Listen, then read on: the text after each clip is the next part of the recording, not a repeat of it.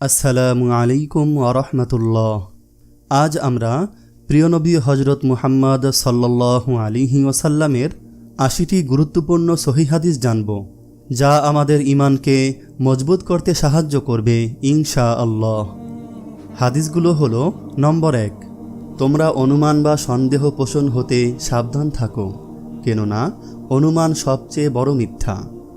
নম্বর ২, যে লোক মানুষের প্রতি দয়া অনুগ্রহ করে না, তার প্রতি আল্লাহ পাকও দয়া অনুগ্রহ করেন না। নম্বর ৩, অহংকার, প্রতারণা ও ঋণমুক্ত হয়ে মৃত্যুবরণ করা বেহেশতবাসী হওয়ার একটি শর্ত। নম্বর ৪, বিশ্বস্ত সত্যবাদী মুসলমান ব্যবসায়ী কিয়ামতের দিন শহীদদের সঙ্গী হবে। নম্বর ৫, তোমরা ক্রয় বিক্রয়ে অধিক শপথ করা হতে সাবধান থাকবে, কেননা এতে লাভ হলেও পরে তা বিনাশ ডেকে আনে। নম্বর ৬, ওই নারী ও পুরুষ অভিশপ্ত যে পুরুষ নারীর এবং যে নারী পুরুষের বেশভূষা ধারণ করে। নম্বর ৭, দীর্ঘদিন অনুপস্থিতির পর তোমাদের কেউ যেন রাতের অন্ধকারে স্বীয় পরিবার পরিজনদেরও কাছে হাজির না হয়। নম্বর ৮, তোমাদের কেউ যেন আল্লাহর প্রতি সুধারণা পোষণ ব্যতীত মৃত্যুবরণ না করে। নম্বর ৯, লোভ আলেমদের অন্তর থেকে ইলমকে বের করে দেয়। নম্বর ১০, তোমরা কবরসমূহের জিয়ারত করবে, কেননা তা মৃত্যুকে স্মরণ করিয়ে দেয়। নম্বর ১১, দাতা ব্যক্তি আল্লাহ, ফেরেশতাদের ও মানুষের নিকটে থাকে এবং দোজখ হতে দূরে থাকে। নম্বর ১২, কৃপণ ব্যক্তি আল্লাহ হতেও দূরত্বে, বেহেশত হতেও দূরত্বে, অথচ দোজখের নিকটে। নম্বর ১৩, আজান এবং একামতের মাঝখানে দোয়া ফেরত দেওয়া হয় না।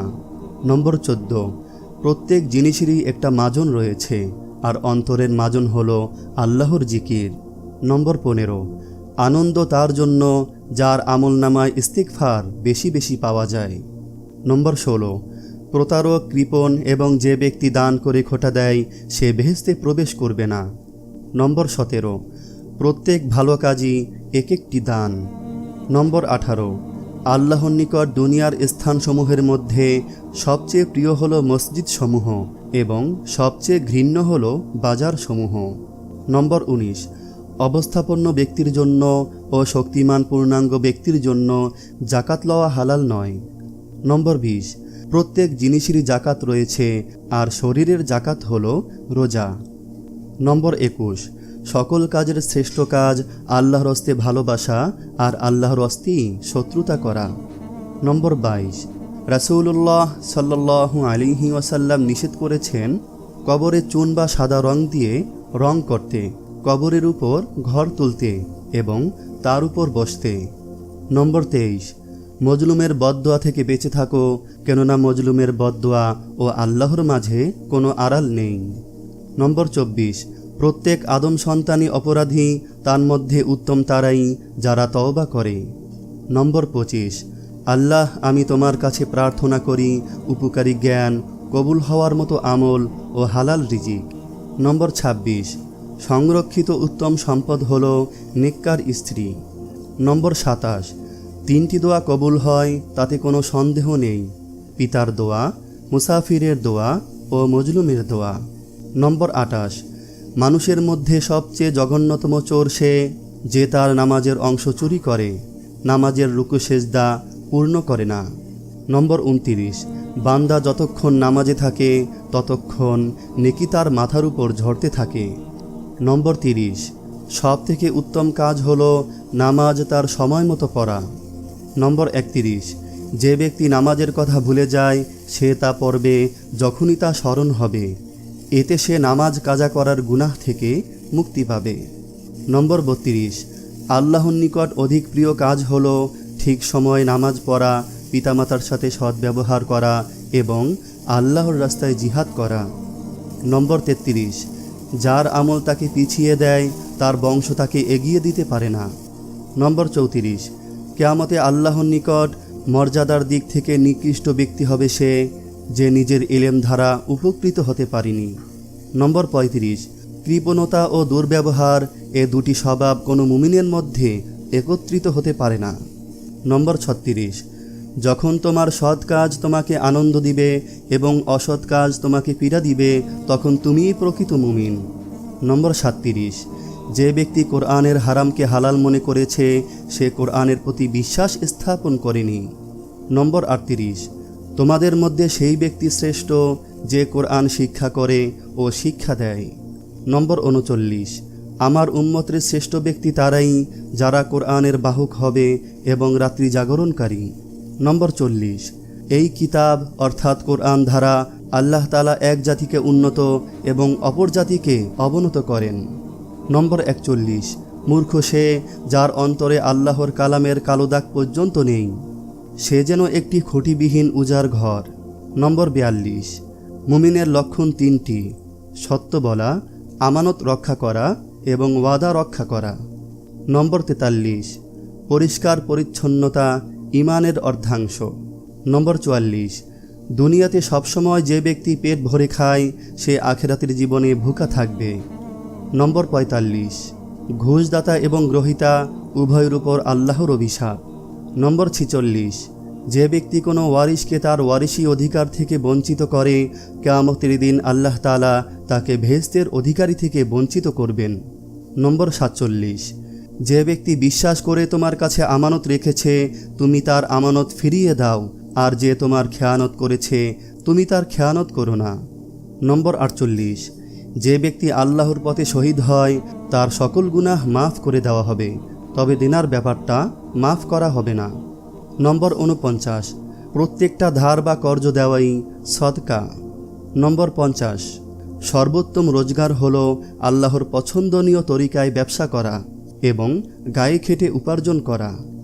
নম্বর 51, যে তার সময়কে আল্লাহর জন্য ব্যয় করে না তার জন্য জীবন অপেক্ষা মৃত্যুশ্রয়। নম্বর 52, তুমি যত সেজদা দিবে আল্লাহ তত গুনাহ মাফ করে দিবেন।